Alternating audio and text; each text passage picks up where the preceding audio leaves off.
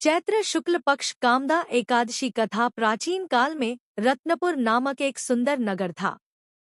वहां पर अनेक ऐश्वर्यों से युक्त पुंडरीक नाम का एक नाग राज्य करता था। रत्नपुर नगर में अनेक अप्सराएं, किन्नर तथा गंधर्व भी निवास करते थे। उनमें ललिता नामक अप्सरा और ललित नामक गंधर्व भी रहते थे। वे दोनों पति पत्नी के रूप में रहते थे। उन दोनों में अत्यंत प्रेम था। अलग अलग हो जाने पर दोनों व्याकुल हो जाते थे। एक समय पुंडरीक राज्य सभा में बैठकर गंधर्वों द्वारा गायन वादन का आनंद ले रहे थे। सभा में अन्य गंधर्वों के साथ ललित भी गान कर रहा था। गाते गाते उसको अपनी प्रिय ललिता का ध्यान आ गया और उसके ध्यान में स्वर भंग होने के कारण वह अशुद्ध गायन करने लगा। ललित के मन का संताप जानकर करकोट नामक नाग ने गायन में त्रुटि होने की शिकायत राजा से कर दी। तब पुंडरीक ने क्रोधपूर्वक ललित को श्राप दे दिया, दुर्बुद्धि, तू मेरे सामने गाता हुआ अपनी पत्नी का स्मरण कर रहा है, अतः तू कच्चा मांस खाने वाला और नरभक्षी राक्षस बनकर अपने किए कर्म का फल भोग। पुंडरीक के श्राप से ललित उसी क्षण विकराल राक्षस हो गया और वह अनेक दुख भोगने लगा। जब उसकी प्रियतमा ललिता को यह सब मालूम हुआ तो उसको अपने पति की विकराल आकृति देखकर मन ही मन अत्यंत दुख हुआ और वह अपने पति के उद्धार का मार्ग सोचने लगी।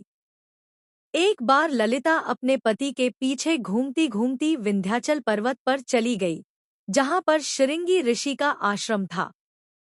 ललिता शीघ्र ही शृंगी ऋषि के आश्रम गई और वहां जाकर विनीत भाव से प्रार्थना करने लगी, हे मुनिदेव, मैं बहुत दुखी हूँ, आप मेरी विपत्ति का निवारण कीजिए। उसे देखकर शृंगी ऋषि बोले, हे सुबगे, तुम कौन हो और यहाँ किस लिए आई हो? ललिता बोली, हे मुनि श्रेष्ठ, मेरा नाम ललिता है। मेरे स्वामी राजा पुंडरीक के श्राप से विशालकाय राक्षस हो गए हैं। उनके उद्धार का कोई उपाय बतलाइए। शृंगी ऋषि बोले, हे गंधर्वकन्या, अब चैत्र शुक्ला एकादशी आने वाली है, जिसका नाम कामदा एकादशी है। उसका व्रत करने से मनुष्य के सब कार्य सिद्ध होते हैं। यदि तू कामदा एकादशी का व्रत कर उसके पुण्य का फल अपने पति को अर्पित कर दे तो वह शीघ्र ही राक्षस योनि से मुक्त हो जाएगा।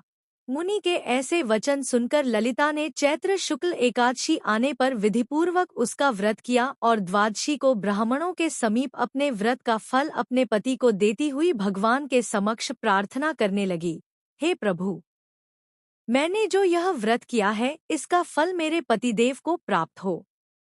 उसके पुण्य से वह राक्षस योनि से मुक्त हो जाए। एकादशी का फल देते ही उसका पति राक्षस योनि से मुक्त होकर अपने पुराने स्वरूप को प्राप्त हुआ। फिर अनेक सुंदर वस्त्राभूषणों से युक्त होकर वे दोनों विमान में बैठकर स्वर्गलोक को चले गए। वशिष्ठ मुनि कहने लगे, हे राजन, इस व्रत को विधिपूर्वक करने से समस्त पाप नष्ट हो जाते हैं तथा राक्षस जैसी योनि से भी छूट जाता है। संसार में इसके बराबर कोई और दूसरा व्रत नहीं है। इसकी कथा व माहात्म्य पढ़ने या सुनने से वाजपेय यज्ञ का फल प्राप्त होता है।